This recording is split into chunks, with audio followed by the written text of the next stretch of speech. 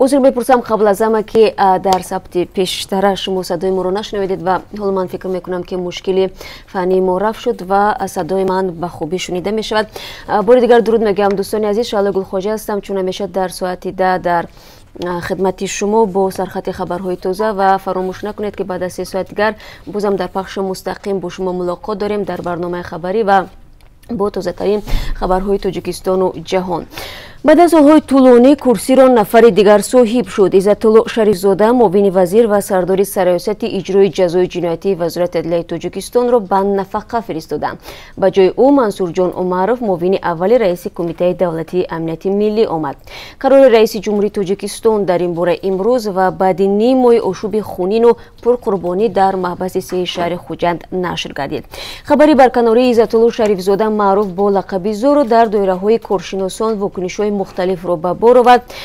برخی تحلیلگران این رو ناراضگی حکومت از وضع فعلی زندان ها خوانده، میگویند که حکومت میخواهد با آوردن رهبر نو وضع را در محبس‌های کشور تغییر بدهد.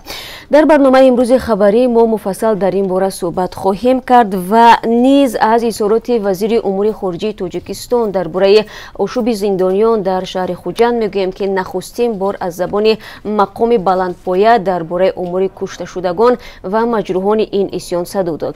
در برابر این درباره با حادثه مذکور سراج‌الدین موریدین همچنین صحبت میکنیم که وی در این باره تفصیل داد و گفت که چگونه در این زندان آشوب سر زده است و مقامات برای با اعتدال آوردن وضع چیکار را انجام دادند. باید بگم که وزیر خارجه تاجیکستان امروز هم در بروسل است و امروز در جلسه شورای همکاری‌های روابط دو جانبه اتحادیه اروپا و تاجیکستان شرکت میکند. مرگ در شعبه کارهای داخلی و یا چگونه مهاجر 38 ساله توجیک زولانه بده است بعد بازداشت از سوی کارمندان مقامات انتظامی ففتید. با روایت بوسه مقامات انتظامی این مهاجر توجیک را در برابر 17 کسی دیگر دستگیر کردند، به شعبه کارهای داخلی آوردند و گویا این مرد یک باره وضعش بد شده و از کرسی میافتد و هلاک میشد. تا کجا این بیانیه رسمی به حقیقت نزدیک است جای برای سوال دارد و یکی از موضوع برنامه امروز ما همین حادثه است و همزمان از موردهای دیگری مرگ اسرارآمیز شهروندان تاجیکستان در روسیه یاد میکنیم که تا به حال گناهکاران فوت آنها جزا نگرفتند. امروز در پی حمله به کنسولگری چین در شهر کراچی پاکستان حداقل 2 پلیس کشته و 1 تن دیگر زخمی شده است. به نوشته خبرگزاری‌های بین‌المللی یک گروه جدایی طلب بلوچ که خود را ارتش آزادی بخش بلوچستان مینامند مسئولیت این حمله را بر عهده گرفت. در همین حال شبکه تلویزیونی الجزیره گزارش می‌دهد که حمله به این محل در شهر بندری کراچی همچنان ادامه دارد. یک شبکه تلویزیونی پاکستان گفت در اطراف محل کنسولگری چین صدای ترکش نیز شنیده شده است. همین شبکه از مرگ یکی از حملگران خبر داده است. با گزارش خبرگزاری‌ها هیچ یکی از کارمندان سفارت در این حمله آسیب ندیده است. در برنامه خبری ما تلاش می‌کنیم بازم رجوع کنیم به این موضوع و تفصیلات بیشتر را برای شما پیشنهاد نماییم. امروز وکیلان مجلس نمایندگان پالاتای پایانی پارلمان تاجیکستان طرح بودجه دولتی رو برای سال آینده یعنی سال 2019 قبول کردند.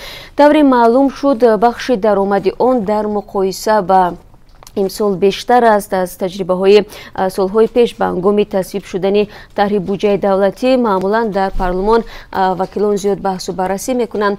این بار جریان قبول بودجه سال آینده چگونه گذشت در برنامه خبری حتما میگوییم چون که همکاران ما در پارلمان بودند و همین طور میبینیم که در بودجه سال آینده اولویت به کدام بخش داده شده است. خوب بینندگان عزیز، بعد 3 ساعت دیگر برنامه خبری در پخش مستقیم در آزادی ویدیو کانال رادیو آزادی در یوتیوب پیشنهاد شما می شود و همین گونه شما میتونید این برنامه را در www.azadi.org وبسایت رسمی رادیو آزادی پیدا کنید و همچنین سری هم بزنید به شبکه‌های اجتماعی که اونجا رادیو آزادی صفحه های خاص خود رو دارد. خوب یادم نرود شما دائم از ما میپرسید که چگونه میتونید با ما تماس بگیرید. این خیلی آسان است. بینندگان عزیز ما پیوسته در این باره برای شما میگیم.